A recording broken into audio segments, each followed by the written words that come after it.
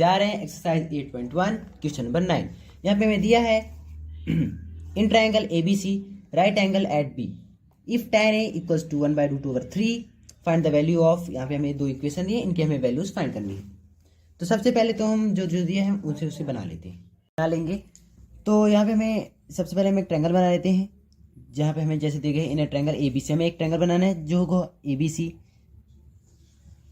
यहाँ पे एक हम ऐसे रफली डायग्राम बना लेते हैं ABC का, जहाँ पे हमारा जो B एंगल होगा वहाँ पे राइट एंगल होगा, मीन्स यहाँ पे हमारा B हो जाएगा।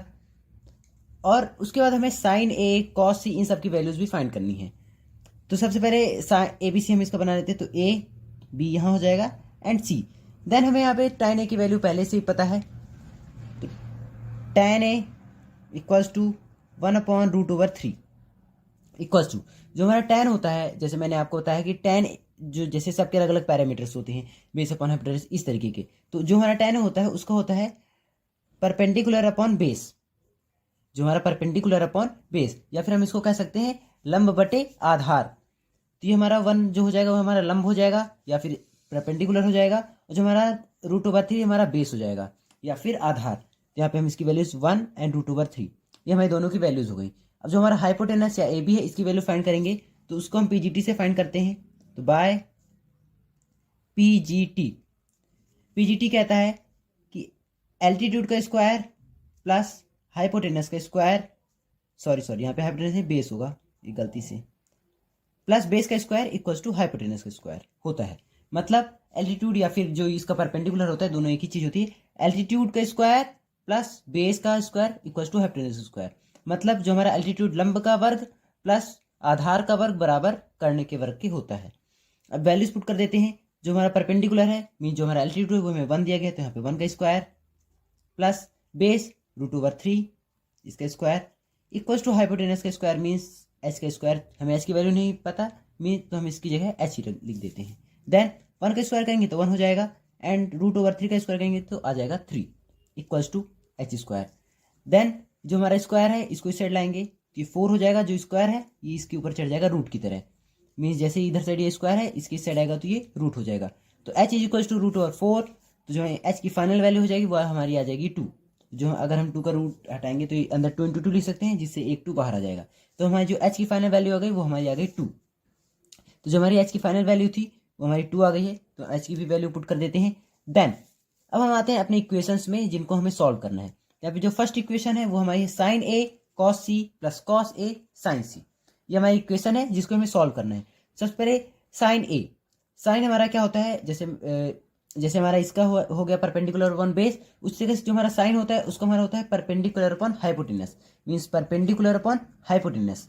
बट यहाँ पे एक छोटी सी अगर आप चीज देखें तो यहाँ पे साइन A बोला है, और यहाँ पे C होगा, और यहाँ पे हमारा C नीचे है। तो आप चाहे तो इमेजिन कर सकते हैं, चाहे तो अपने मीन्स कि आप अपने रफ साइड या फिर कहीं पे इसको या बना सकते हैं। तो इसके लिए हम अपनी जो A वैल्यू होगी मीन्स जो हमारा A साइड होगा उसे हम नीचे रखेंगे, तो A B एंड C, और जिसकी वैल्यूज है इस तरीके से हम मीन्स जिसे हम लोग इसकी वैल्यू पुट किए उसी तरीके से इसकी वैल्यू पुट कर देंगे।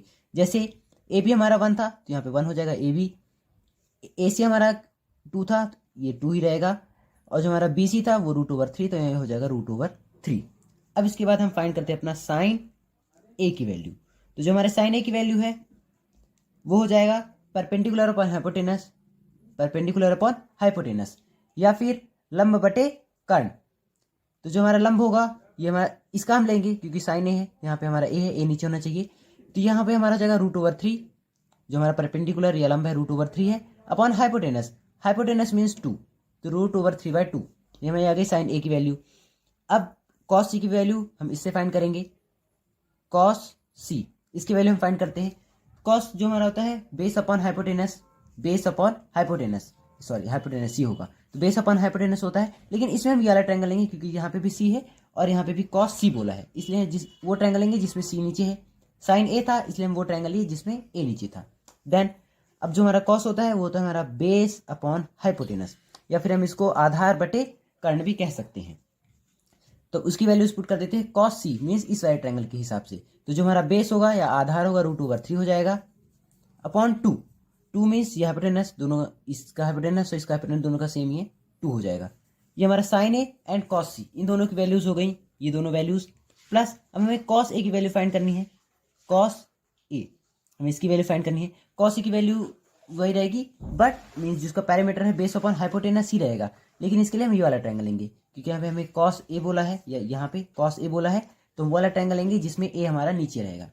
तो इसकी वैल्यू पुट करते हैं, तो हमारा बेस अपॉन हाइपोटेनस होगा, लेकिन इसका बेस ये हो जाएगा 1/√3, ये हमारा हो गया। एंड साइन सी, इसकी वैल्यू हम फाइंड कर लेते हैं, इसी के आगे मैं यहाँ पे लिख देता हूँ साइन सी। साइन सी की जो हमारी वैल्यू हो जाएगी वो परपेंडिकुलर अपॉन हाइपोटेनस ही रहेगी, बट हम ट्रायंगल ये वाला ले लेंगे। पिछले बार हम लोगों ने ये वाला ट्रायंगल लिया था, इस बार हम लोग ये वाला ट्रायंगल ले लेंगे।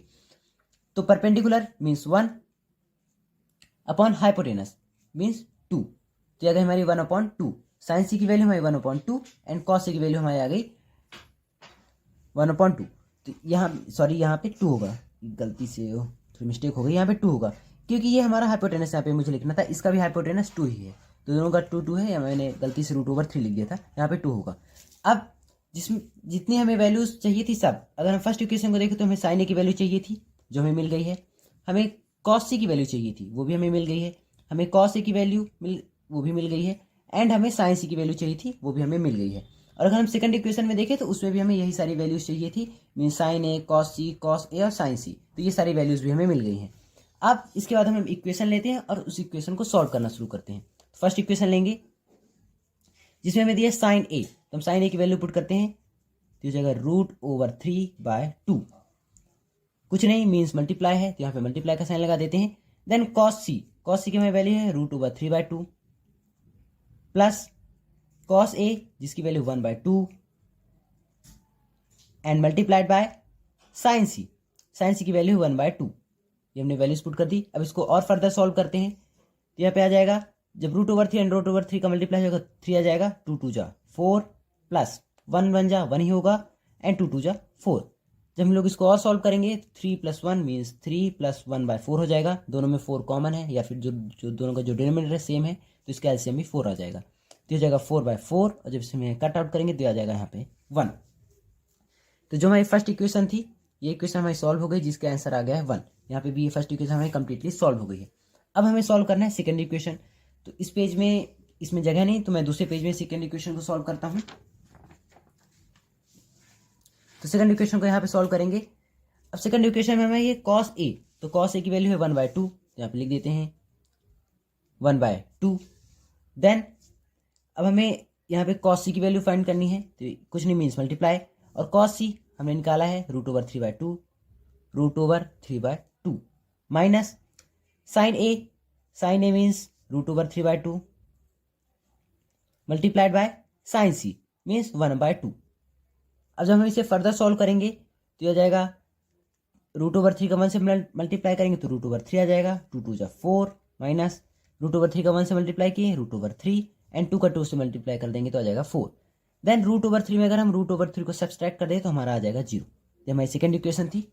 फर्स्ट इक्वेशन सॉल्यूशन आया, लास्ट में आया 1, एंड जो सेकंड इक्वेशन था उसका हमारा लास्ट में आ गया है 0। तो ये हमारी फर्स्ट एंड सेकंड दोनों इक्वेशन कंप्लीटली सॉल्व हो गई है।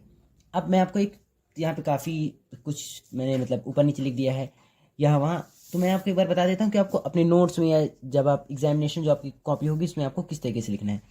सबसे पहले तो आपको इस tan की वैल्यू फाइंड करनी है, इनमें से कोई भी आप एक ट्रायंगल बना सकते हैं, आपकी मर्जी है। और दूसरे को आपको इमेजिन करना है, या तो आप इमेजिन करें या तो आप अपने जो आपकी कॉपी होगी या जो एग्जामिनेशन कॉपी होगी उसके पीछे आप रफ में दूसरे को बना सकते हैं।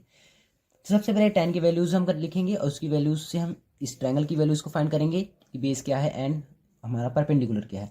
देन पीजीटी से हम उसका कर्ण या हाइपोटेनस निकाल लेंगे, जो यहाँ पे आ गया है 2 ये। देन उसके बाद हमें जो वैल्यूज फर्स्ट इक्वेशन के लिए या सेकंड इक्वेशन के लिए चाहिए वो हम वैल्यूज निकाल लेंगे। जैसे साइन ए की वैल्यू हमें चाहिए थी वो हमने निकाल ली, cos C, cos A, sign सी, ये हमने सारी वैल्यूज इसमें निकाल ली। देन फिर उसके बाद फर्स्ट इक्वेशन लेंगे और वैल्यूज को पुट करेंगे। जैसे फर्स्ट इक्वेशन में मैंने फर्स्ट इक्वेशन लिया, वैल्यू पुट की, और देन सेकंड इक्वेशन लेंगे और उसमें भी वैल्यूज पुट करके उसको भी सॉल्व कर देंगे। तो सेकंड इक्वेशन का हमारा आया 0 एंड फर्स्ट इक्वेशन का जो हमारा आया है वो आ गया है 1।